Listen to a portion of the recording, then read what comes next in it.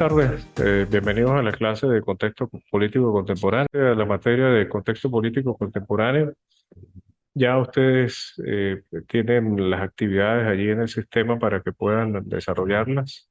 Por favor, les pido si tienen dudas sobre el desarrollo de esas actividades, me pueden escribir para eh, darle algunas ideas de cómo realizarlas. Por supuesto, tienen que entregarlas en el tiempo que allí se indicó, es importante para poder evaluarles.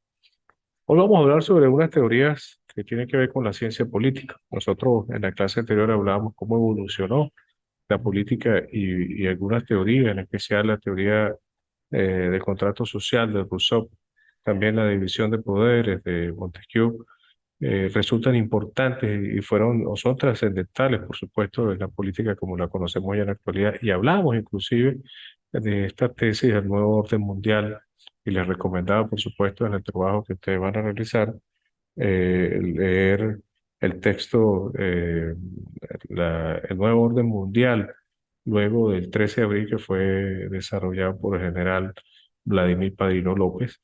Quisiera que por favor le hicieran una lectura de eso. Pero la primera tesis, la primera teoría que nosotros vemos de manera solapada en la política moderna es la teoría del amigo enemigo. Esta teoría, desarrollada por el pensador alemán Carl Schmitt, quien desarrolló esta tesis y participó activamente en la política nazi en la época de la Segunda Guerra Mundial. Este criterio exige un enfrentamiento permanente del uso de la violencia hasta que se derrote, a derribar pues, políticamente a su rival, mantenerlo cerca. Lo hemos visto nosotros en los últimos años como en los gobiernos, especialmente en Latinoamérica y en algunos países en África, y en el contexto realmente en cualquier país cuando se trata de la política, cómo se tiene cerca aquel rival para luego buscar su, digamos, su lado más débil, sus flaquezas, para poder resaltar estas o aprovecharlas, mejor dicho, y sacarlas del terreno, descartarlas del terreno político. Este autor refiere que el reconocimiento del otro se ocurre como parte de una estrategia de largo aliento. Esto demuestra una disyuntiva al amigo-enemigo, no hay espacio para las medias tintas. El enemigo debe ser desprestigiado, derrotado y fulminado. En la época de Stalin, Trotsky, quien era un fuerte candidato opositor de Stalin, pues al contrario, se le mantuvo muy cerca para posteriormente pues, ser eliminado de la palestra política. Son teorías que yo quisiera que ustedes desarrollaran con mayor profundidad en los trabajos que se les ha pedido. Y otra de las teorías que quería comentar en clase hoy es la teoría del síndrome del enemigo externo. Esta teoría fue desarrollada principalmente por un economista, Peter Senge, en el libro La Quinta Disciplina. Refiere principalmente que culpar a otro por los fracasos propios lleva a las empresas en Estados Unidos a acuñar esta frase. Siempre hallará un agente externo a quien culpar. Principalmente esta teoría del enemigo externo tiene un sustento desde el punto de vista social y por supuesto desde el punto de vista político para justificar la ineficacia y a veces la inoperancia de los gobiernos. Es un concepto que nace principalmente de aspectos económicos. Se cita, por ejemplo, cuando la empresa no tiene en sus anaqueles para prestarle ese producto al consumidor, pues la responsabilidad se le atribuye al distribuidor. Pero este concepto se lleva al campo de la política y nosotros vemos cómo con mucha ligereza, con mucha irresponsabilidad y naturalidad, se pretende justificar la inoperancia y la ineficacia de las políticas del gobierno a factores netamente externos. Se justifica siempre con la tesis del enemigo externo y cala. Por supuesto, crea en la psiquis de las personas la idea de que la responsabilidad no es a quien verdaderamente le corresponde, sino que son factores externos los que inciden en que no se cumpla con estas obligaciones. Esta premisa eleva a la categoría de mandamiento para explicar la tendencia de los gerentes a culpar a los demás por sus errores. En la época del Imperio Romano, el historiador romano Salustio escribió que la República había descendido en una discordia interna debido a la destrucción de su enemigo, Cartago, en la Tercera Guerra Púnica. El miedo del enemigo o motus hostilis produjo la cohesión interna.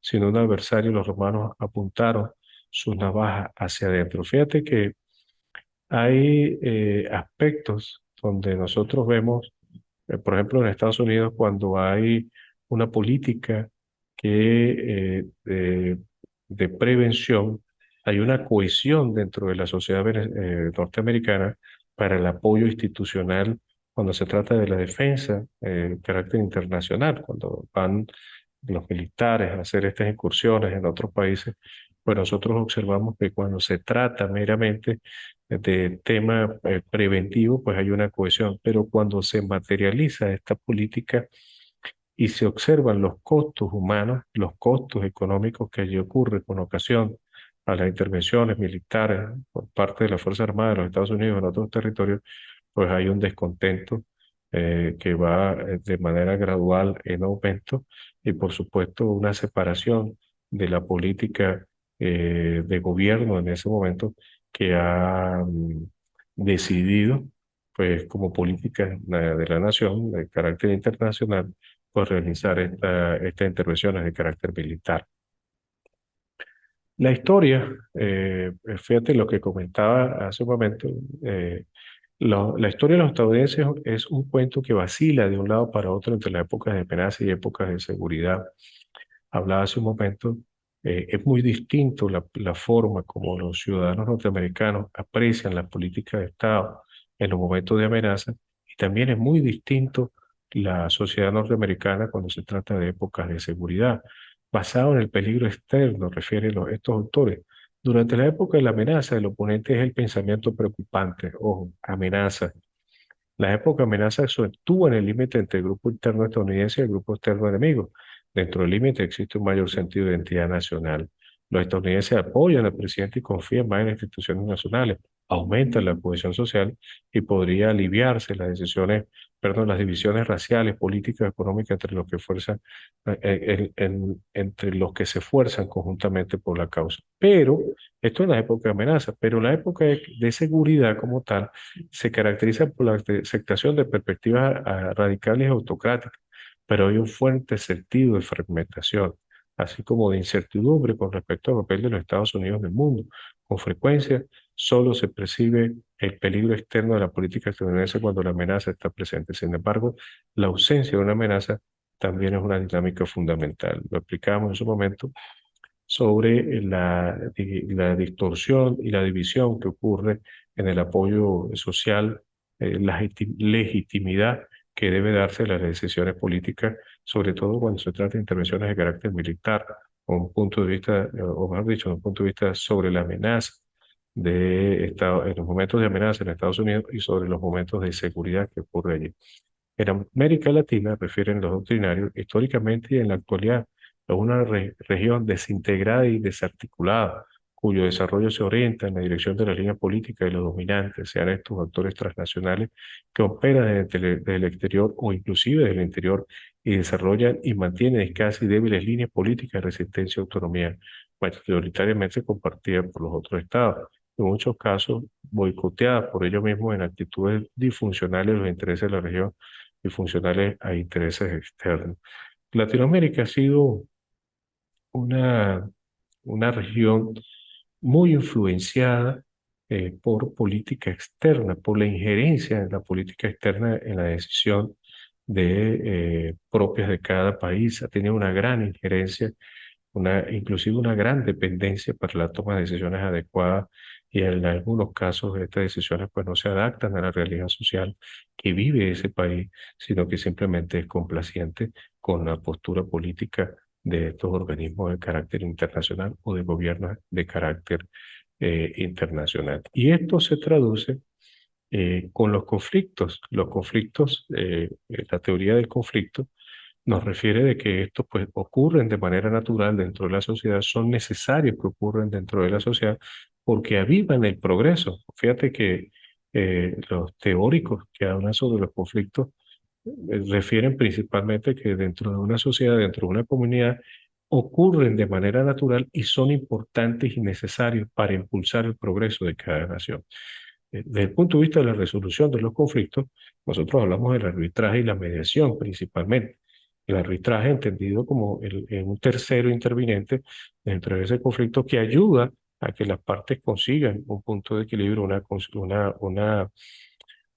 acuerdo, una fórmula para que de manera recíproca sus intereses pues se vean satisfechos. A diferencia de la mediación no requiere la intervención de un tercero y ambas partes pues aceptan renunciar a ciertos derechos para poder consolidar otros derechos. Yo les voy a pedir, por favor, estimados compañeros de esta materia de contexto político contemporáneo, desarrollen estas tres tesis que le acabo de mencionar ahorita, el amigo-enemigo, del enemigo externo y la teoría del conflicto como política en los países, en los gobiernos de Latinoamérica.